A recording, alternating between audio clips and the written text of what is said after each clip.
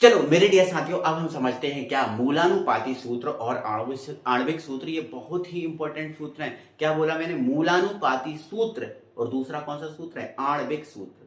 Simple है, ये सूत्र ही है, बट ये थोड़ा सा डिफरेंस है इनमें। क्या ही डिफरेंस है मैं आपको सबको समझाता हूँ। टेंशन बिल्कुल भी मत लेना है आपको, बिल्कुल भी टेंशन आपको नहीं लेना, ठीक है ना। यहाँ पर अच्छे से समझिएगा, हर एक पॉइंट हर एक चीज आपको समझ में आने वाली है, ठीक है ना। चलो यहाँ पर पहले देखा, हम मूलानुपाती सूत्र और आणविक सूत्र बढ़िया तरीके से समझेंगे, बढ़िया तरीके से जानेंगे, टेंशन मत लेना। लेकिन उससे पहले हमारा एक कॉन्सेप्ट होता है ना, पहले कॉन्सेप्ट को समझो, फिर आप आसानी से इनको समझ जाओगे, ठीक है ना। चलो अब मैं आपसे बोलूं कि बताओ बेटा ये क्या लिखा है ना। आप बोलोगे सर ये H2O लिखा है। हाँ H2O ही लिखा है, लेकिन बेटा मैं ऐसे नहीं पूछ रहा हूँ, मैं आपसे ये पूछ रहा हूँ कि ये क्या अणु या यौगिक लिखा है। हाँ आप बोलोगे हाँ सर क्या है बात है ना, ये सर अणु या यौगिक ही है, मतलब ये अणु है या फिर यौगिक ही है। हाँ सर सही बात है सर, बिल्कुल है ना, बिल्कुल।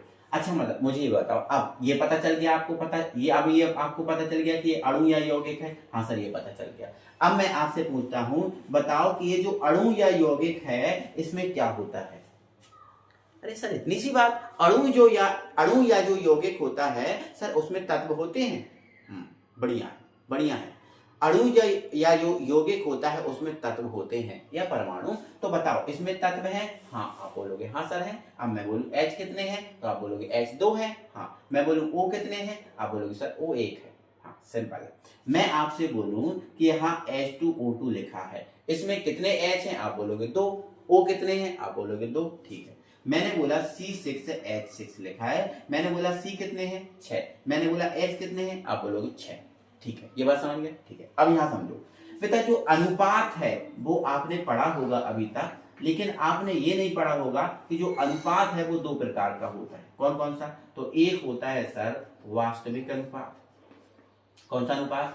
वास्तविक अनुपात, ठीक है ना। हाँ, और एक होता है बेटा सरलतम अनुपात। कौन सा अनुपात? सरलतम अनुपात, ठीक है ना।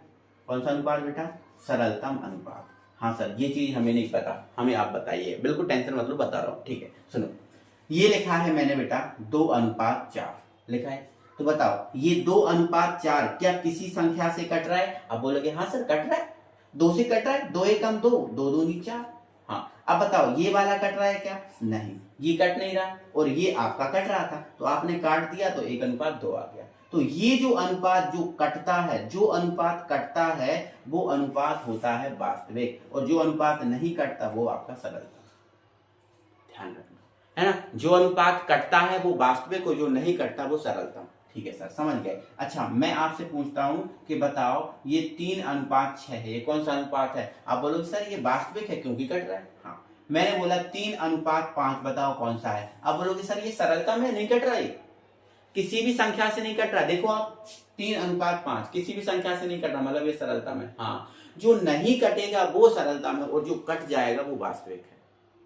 जो नहीं कटेगा वो सरलतम, और जो कट जाएगा वो वास्तविक है, ठीक है ना। तो बस सरलतम और वास्तविक समझ गए। मूलानुपाती और आणविक सूत्र बहुत ही सिंपल है, समझ गए आप, टेंशन मत लो। देखो पहले हेडिंग क्या डाली है? मूलानुपाती सूत्र, और दूसरी हेडिंग क्या है? आपकी आणविक सूत्र। साथ ही साथ में पढ़ाऊंगा, दोनों सूत्रों को मैं साथ में पढ़ाऊंगा, ठीक है। तो सुनो, किसी अणु में उपस्थित तत्वों के सरलतम अनुपात को प्रदर्शित करने वाले सूत्र को मूलानुपाती सूत्र कहते हैं।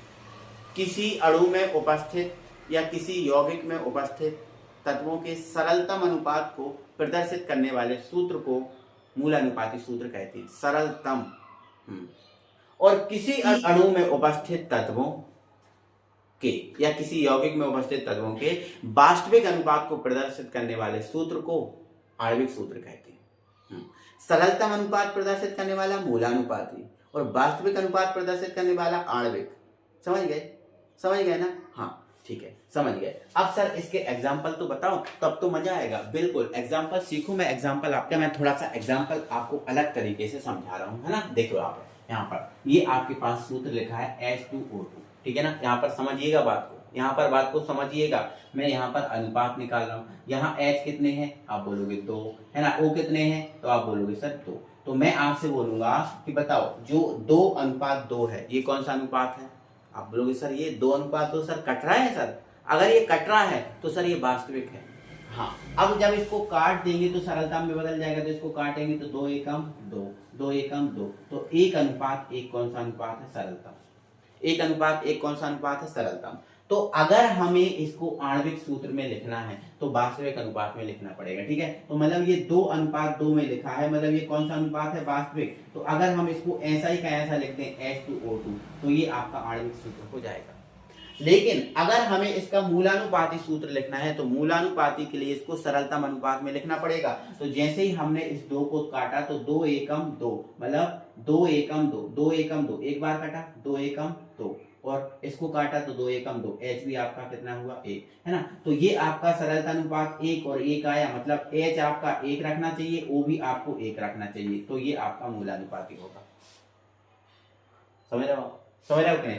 तो हमें मूलानुपाती सूत्र के लिए इनको सरलतम अनुपात में रखना पड़ेगा, ठीक है। यहाँ पर देखो H कितने हैं? 2, सॉरी Hg कितने हैं? 2, और Cl भी कितने हैं? 2, तो इनको काटेंगे 2 एकम 2, 2 एकम 2 एकम 2, 2 एकम 2, है ना। तो अगर इसका आणविक सूत्र लिखना है तो सेम वास्तविक अनुपात, तो ये वास्तविक अनुपात है, ऐसा ही का ऐसा लिख दो Hg2Cl2। और अगर हमें इसको सरलतम अनुपात में लिखना है तो Hg हमारा बना आया ना, तो Hg को हमें क्या लिखना पड़ेगा? 1 लिखना पड़ेगा, और Cl को भी क्या लिखना पड़ेगा? 1 लिखना पड़ेगा। ऐसे इसको देखो काटो, ये 6:6 सरलतम नहीं है ना, वास्तविक है, 6:6 वास्तविक है। तो अगर ये वास्तविक में ही अनुपात है तो वास्तविक में ही अगर इसको ऐसा लिखते हैं C6H तो ये आणविक है, लेकिन सरलतम के लिए इसको काटना पड़ेगा 6 एकम 6, 6 एकम 6, मतलब C को कितना मिला? 1 मिला, तो C1, H को कितना मिला?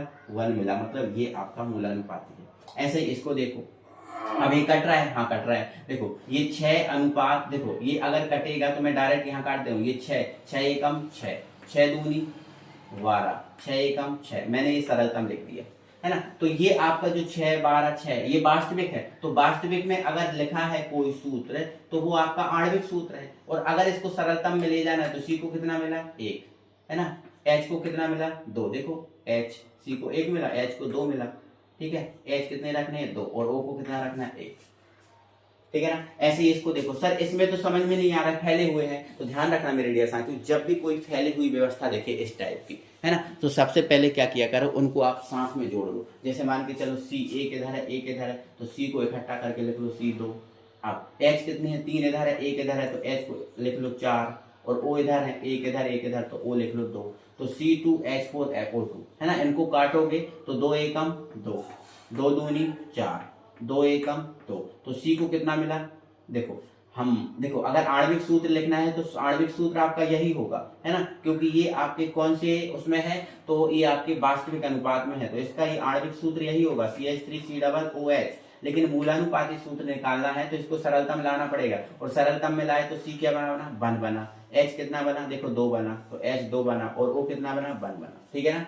चलो अब ये अनुपात देखो, तो आप बोलोगे सर ये 2 है और ये 1 है, तो 2:1 है, सर ये तो सरलतम ही है। अब सरलतम है तो ये आपका कौन सा सूत्र है? मूलानुपाती सूत्र है, ना कि आणविक सूत्र नहीं, है ना। तो मुझे उम्मीद है आप सभी मेरे डियर साथियों को ये पूरी बात बहुत अच्छे तरीके से समझ में आ गई होगी, और इतनी सी भी परेशानी नहीं होगी, इतनी सी भी दिक्कत नहीं होगी किसी को भी। बस इतना याद रख लेना कि वास्तविक अनुपात, आणविक सूत्र, सरलतम अनुपात, मूलानुपाती सूत्र, है ना, सबको बात क्लियर हो गई होगी, ठीक है। और एक फॉर्मूला लिख लेना बेटा, एक फॉर्मूला आप सभी लिख लेना कि जो आणविक सूत्र है ना, आणविक सूत्र है ना, अगर हमें इसको मूलानुपाती सूत्र से प्राप्त करना है, ठीक है ना, किससे प्राप्त करना है? मूलानुपाती सूत्र से, है ना। तो मूलानुपाती सूत्र है, इसमें हम n का जो है ना गुणा कर देंगे तो ये हमारा आणविक सूत्र प्राप्त हो जाएगा, ठीक है। तो मूलानुपाती सूत्र में n क्या है? मोल संख्या, है ना, n क्या है? मोल संख्या।